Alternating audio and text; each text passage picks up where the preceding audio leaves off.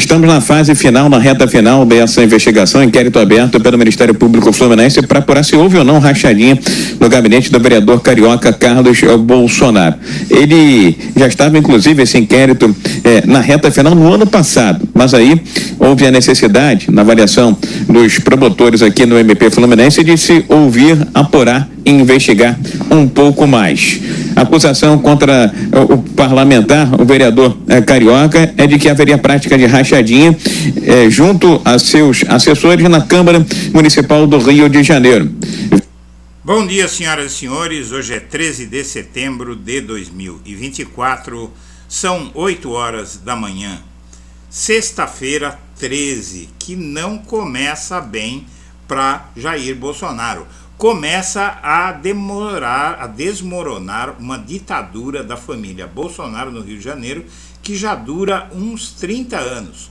Os crimes da família já conhecidos são só um aperitivo. Apesar de Jair Bolsonaro estar cada vez mais perto da prisão, uma decisão do Ministério Público do Rio de Janeiro, recém-divulgada, mostra que o que sabe sobre ele e sua família de bandidos é só a ponta do iceberg. Bolsonaro e filhos construíram uma fortaleza no Rio de Janeiro, na qual dominavam o crime organizado e o sistema estadual de justiça, controlando Ministério Público e Judiciário, além das políticas e das milícias. Agora, a decisão inédita de um único juiz caminha para revelar todo um esquema de cooptação do sistema de justiça fluminense por parte do ex-presidente. Uma revelação que obriga o Estado a dar proteção urgente a esse magistrado. O patrimônio de Jair Bolsonaro e filhos se multiplicou na política e esse alerta foi feito nessa reportagem do jornal Folha de São Paulo, ainda na campanha eleitoral de 2018. Eles adquiriram um patrimônio gigantesco de 15 milhões de reais ao longo das décadas de mandato de Bolsonaro na Câmara dos Deputados, sendo que o salário de todos eles, pai e os 3 filhos, que eram todos parlamentares lá em 2018, não seria suficiente para comprar todos esses imóveis, ainda mais à vista e em dinheiro vivo. Mas vamos em frente. O filho de Bolsonaro negociou 19 imóveis e fez transações relâmpago. O deputado estadual Flávio Bolsonaro, que ainda era do PSC, o partido pelo qual Bolsonaro se elegeu, em 2018, dividiu nos últimos 13 anos de sua atividade parlamentar com atuação no mercado imobiliário. E ele chegou a comprar 19 imóveis na zona sul do Rio de Janeiro e Barra num período curto, tudo em dinheiro vivo, minha gente. O Ministério Público do Rio de Janeiro, no ano seguinte, 2019, já com Bolsonaro presidente, disse que o Flávio lavou R$ 683 mil em compra de imóveis com dinheiro vivo. E aí começou a cruzada dentro do Ministério Público do Rio de Janeiro para levar os filhos de Bolsonaro e o próprio Bolsonaro às barras da lei. Mas, enquanto isso, o Bolsonaro estava cooptando autoridades, não só do Ministério Público, não só das polícias, mas também até do Judiciário. O alvo de investigação, Carlos Bolsonaro, em 2020, descobriu-se que tinha um cofre particular em um banco que ele guardava bens não declarados à Justiça Eleitoral nem em lugar nenhum. Mas numa ação judicial que ele moveu, ele citou esse cofre e aí a reportagem flagrou isso, examinando a declaração de imposto de renda dele. Compras suspeitas de imóveis de Bolsonaro coincidiram com acesso ao cofre. Caixas no Banco do Brasil, esse cofre, foram acessadas 153 vezes em 12 anos e coincidiu com as compras dos imóveis, deixando claro o seguinte: ele ia comprar o imóvel, ele ia a esse cofre no banco retirar o dinheiro de lá, ou seja, era um cofre milionário, que tinha um tesouro lá dentro, uma fortuna lá dentro. E, enquanto isso, o Bolsonaro criou um esquema com o Alexandre Ramagem, que é candidato a prefeito do Bolsonaro hoje no Rio de Janeiro. O Alexandre Ramagem era chefe da ABIN, Agência Brasileira de Inteligência, e montou um esquema para espionar os adversários, inimigos políticos e até os aliados de Bolsonaro, que virou um escândalo. Espionou, inclusive, e pressionou o Ramagem, auditores da Receita Federal que apuravam a rachadinha do Flávio. Então a luta das autoridades para desvendar o caso da rachadinha dos filhos de Bolsonaro e do próprio Bolsonaro é uma luta que vai, avança, recua, porque dentro do Ministério Público, da Justiça, nas polícias, eles têm aliados.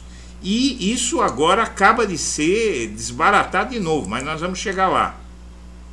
Alvo da BIM Paralela, um auditor da Receita foi demitido por acusar o Flávio Bolsonaro de fazer rachadinha. Veja o nível que chegou a coisa.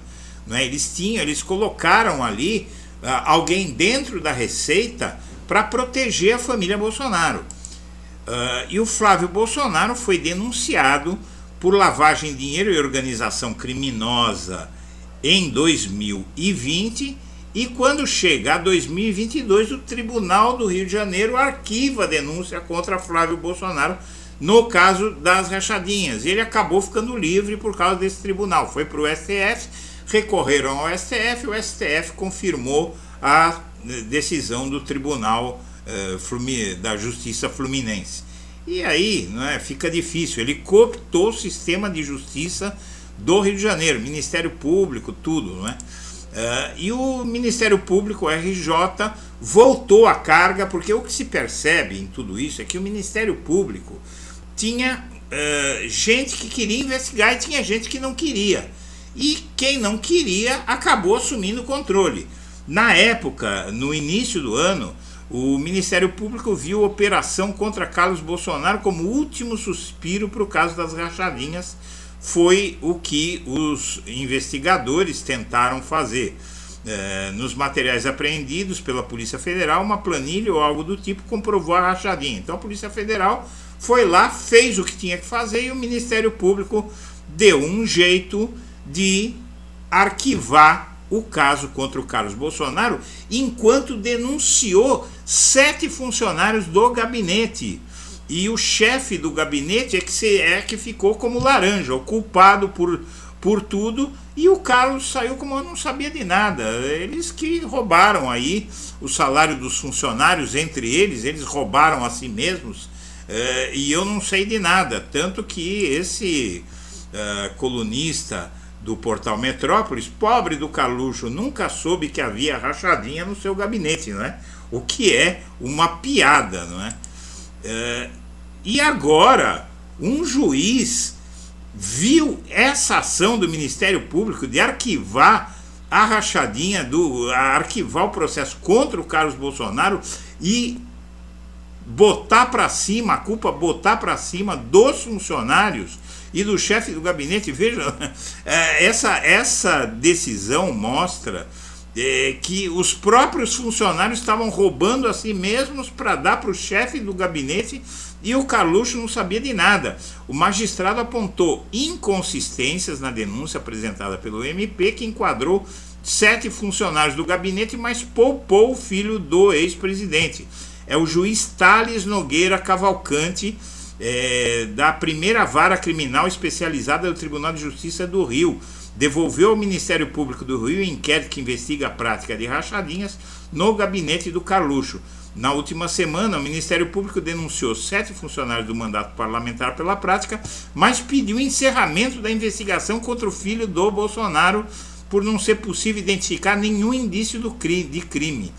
E aí o juiz tocou o terror e falou: isso é um absurdo, não tem. Eu vou resumir para você, que a matéria é longa.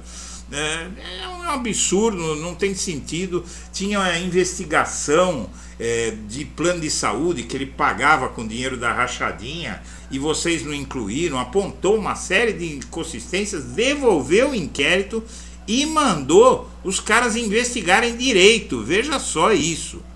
Bom, vamos em frente. O Capitólio dos Estados Unidos já se prepara para evitar que os bolsonaristas quebrem de novo o Congresso norte-americano quando a Kamala Harris derrotar o Donald Trump E pela segunda vez eles temem que esses fanáticos voltem à carga. Enquanto o Lula viaja ao Brasil apoiando os candidatos que ele apoia, né, no país inteiro, o Bolsonaro se esconde, ou os candidatos se escondem o Bolsonaro porque ele queima o filme. O Ricardo Capelli, que foi interventor nomeado pelo Flávio Dino após o 8 de janeiro, foi interventor em Brasília, ficou enlouquecido com essa história de anistiar os caras que quebraram Brasília. Eles tentaram matar uma policial militar.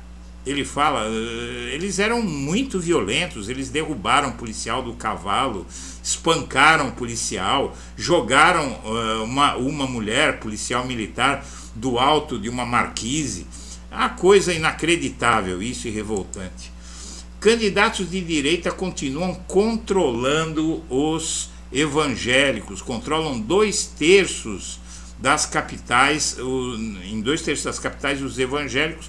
E a lei tinha que fazer alguma coisa, proteger essa população que é manipulada pelos pastores, comprados pelos candidatos de direita, que tem muito mais dinheiro para comprar os pastores. E o Marçal foi bem na pesquisa Quest, segundo essa matéria, porque o Quest diz que o Marçal estava na frente e o Datafolha diz que o Nunes estava na frente. O Marçal estaria na frente do Nunes e do Boulos, e o Datafolha inverte, diz que o Nunes era o terceiro na pesquisa Quest e o Marçal o primeiro, o Boulos o segundo. E a pesquisa Datafolha virou esse quadro de cabeça para baixo. E isso teria se dado, minha amiga, meu amigo, por causa da data da pesquisa. Essas pesquisas estão muito estranhas.